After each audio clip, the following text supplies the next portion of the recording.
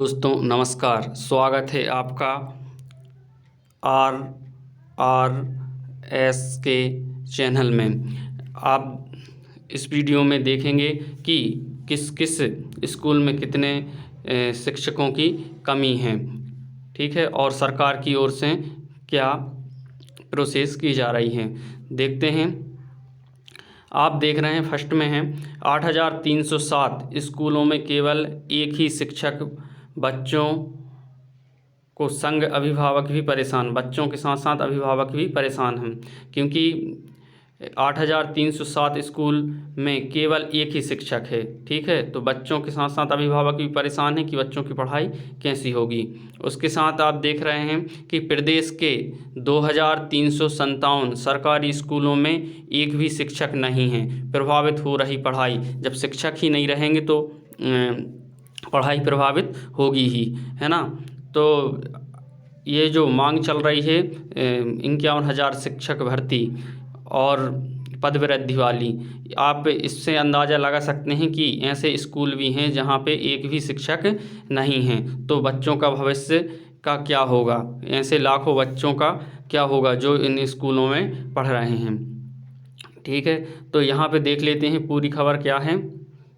प्रदेश में शिक्षा की गुणवत्ता सुधारने जहां सरकारी स्कूलों को हाईटेक बनाया जा रहा है। आप देख रहे हो कि शिक्षा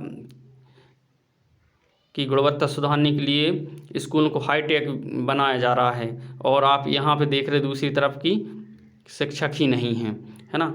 तो वहीं एक हकीकत यह भी है कि 2,357 सरकारी स्कूलों में एक भी शिक्षक नहीं हैं, जबकि 8,307 स्कूलों में केवल एक ही शिक्षक है। इससे बच्चों की पढ़ाई लिखाई प्रभावित हो रही है, जबकि वार्षिक परीक्षाओं में कुछ ही महीने बचे हैं, है ना। इससे अभिभावक भी परेशान हैं, क्योंकि परीक्षा बस आने वाली है कुछ महीनों बाद, वार्षिक परीक्षा। तो अभिभावक भी परेशान हैं और बच्चे भी कि उनकी पढ़ाई का क्या होगा। सोमवार को लोक शिक्षण संचालनालय के आयुक्त अभय वर्मा ने समस्त संभागीय संयुक्त संचालकों तथा जिला शिक्षा अधिकारियों को निर्देश दिए कि 5 दिसंबर तक इन सभी स्कूलों में अतिथि शिक्षकों की नियुक्ति का सुनिश्चित किया जाए। वर्मा जी ने कहा कि ऐसी समस्त शालाएं जहां हाल ही में स्थानांतरण के माध्यम से पद स्थापना की गई है, उन स्थानों पर यदि पूर्व से अतिथि शिक्षक रहे हैं तो उन्हें तत्काल कार्यमुक्त किया जाए। यहाँ पे अतिथि शिक्षकों को कार्यमुक्त की बात की गई है यदि ट्रांसफ़र से शिक्षक आते हैं। साथ ही शून्य नामांकन वाली शालाओं में पदस्थ शिक्षकों को निकटतम शिक्षक विहीन अथवा एक शिक्षकीय शालाओं में पदस्थ किया जाए। और एक यहाँ पे देख लेते हैं, एक मुश्त तबादलों से बने यह हालात। यह जो आप हालात देख रहे हैं यह है एक मुश्त तबादलों से बने हैं। तो देख लेते हैं पूरी खबर। दरअसल प्रदेश में शिक्षकों के कमी के कारण शिक्षा विभाग में हुए एक मुश्त तबादले हैं।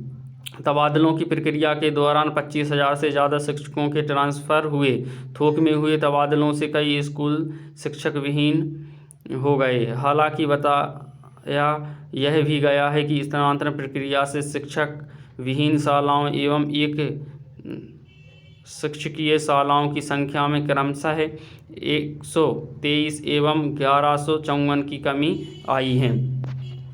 अब हम देख लेते हैं इसके बाद कि जब यह देखा गया कि इतने सारे जो स्कूल हैं वहाँ पे एक भी शिक्षक नहीं हैं, और कुछ स्कूल ऐसे हैं जहाँ पे आप देख रहे हैं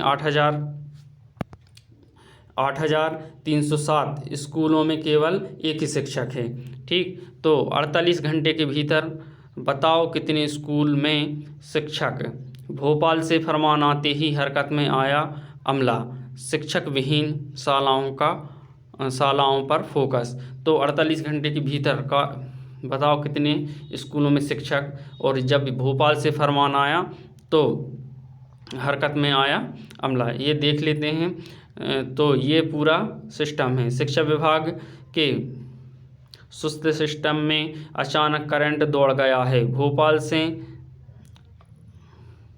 से आए मुख्य फरमान के बाद जिला शिक्षा अधिकारी ने 48 घंटे के भीतर शिक्षकों की मौजूदा स्थिति पर रिपोर्ट मांगी है। इसके अलावा सभी संकुल प्राचार्य ने अपने अपने क्षेत्र के एक शिक्षक वाले स्कूलों का भी ब्यौरा भी तलब किया है। तो यह फिर क्या हुआ है कि भोपाल से फरमान आते ही हरकत में आ गया सिस्टम, है ना। इस तरह का ब्यौरा। शून्य नामांकन वाले शालाओं के नाम एवं डाइस कोड, संकुल का नाम, शिक्षक विहीन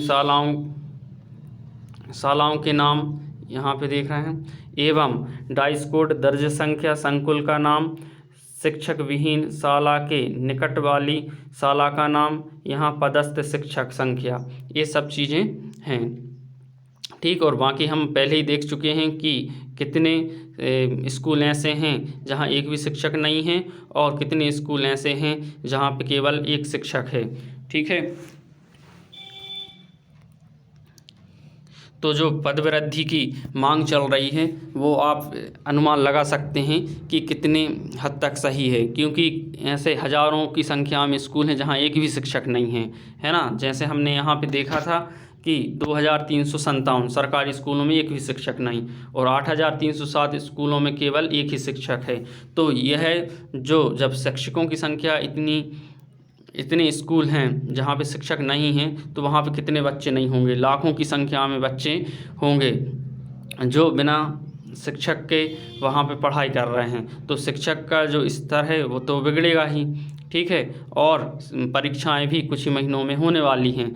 तो इसीलिए पदवृद्धि की जो मांग है वह नियंत्रण चलती रहेगी, क्योंकि ये पदवृद्धि की मांग केवल शिक्षक बनना नहीं है बल्कि बच्चों के भविष्य को भी ध्यान में रखते हुए है। ठीक है दोस्तों, इस वीडियो को ज़्यादा से ज़्यादा लोगों को शेयर करें ताकि यह जानकारी ज़्यादा से ज़्यादा लोगों तक पहुंच पाए। धन्यवाद।